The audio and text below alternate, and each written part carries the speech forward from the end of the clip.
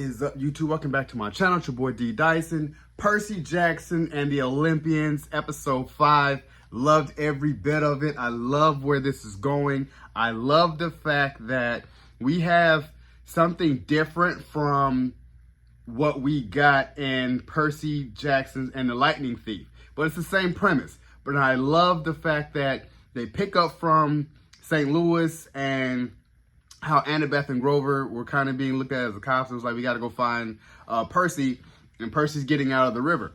And they're kind of shocked to be like, I'm happy that you're not dead. So Annabeth runs and goes, hugs him.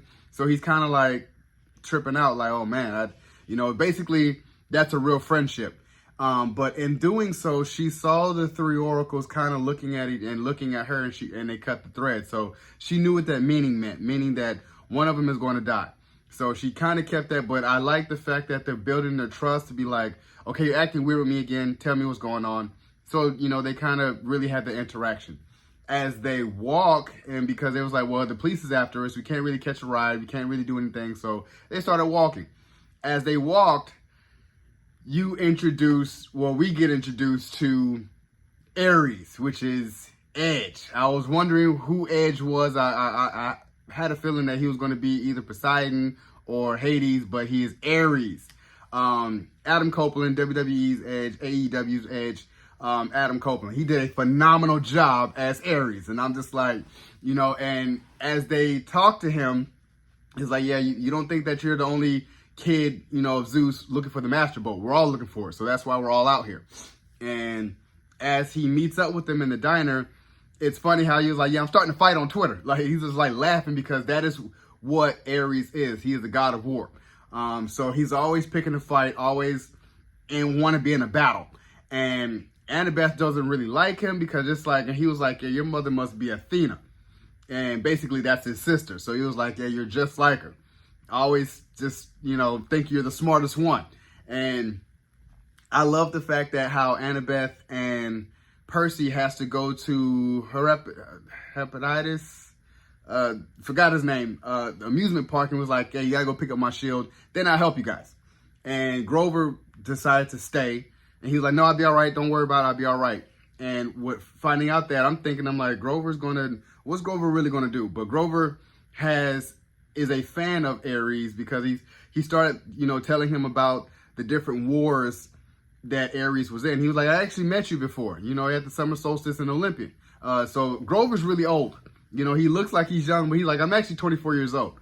So he was like, yeah, whoop-de-doo.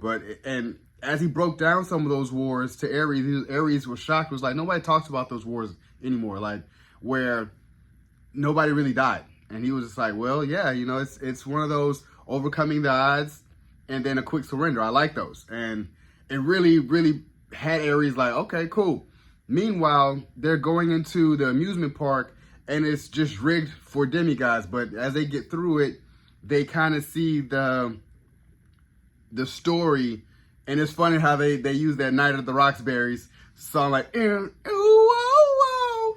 But they see the story and it was like, why is Ares here? But he was messing with Aphrodite. And they were kind of like, yeah, he's messing with his wife. He said that's kind of how these guys are. The family is they do underhanded stuff. They do all kinds of stuff, and that's what my mom was trying to shield me away from, how they are. So they both kind of got a lesson in what goes on. And then even at the end, Percy was like, somebody has to sit in his chair and stay there forever for his shield to drop. So Percy was like, yeah, I gotta sacrifice myself. And Annabeth was like, that's why I chose you, because I knew that you would do it in this time. To sacrifice me for the greater good, basically. So the fact that they went through that plan, and then after, I'm gonna just call him Hermaphroditus, whatever his name is. He really shows up and was like, I built it. This is how it is. And the fact that how Annabeth was like, no, we're not like that. I'm not like that. I used to be like that. The power and glory stuff, all that. I'm done with it. I'm just trying to be here, for my friends and be a genuine person. And it moved him. So he let Percy go. And they got the shield, came back to Ares, and he was like, man, yeah, I got my shield. So he was like, I'm going to get you guys to the underworld.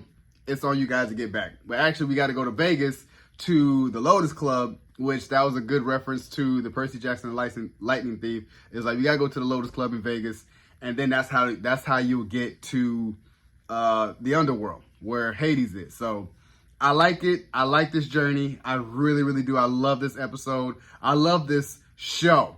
It's something different, but yet we know the plot and premise, but the avenues that they're going through is totally fresh and it's totally new, and I am here for it. I truly, truly am here for it. So, you guys enjoyed my review of Percy Jackson and the Olympians, episode 5. Subscribe to my channel, post a comment down below, and like the video. It's your boy, D. Dyson.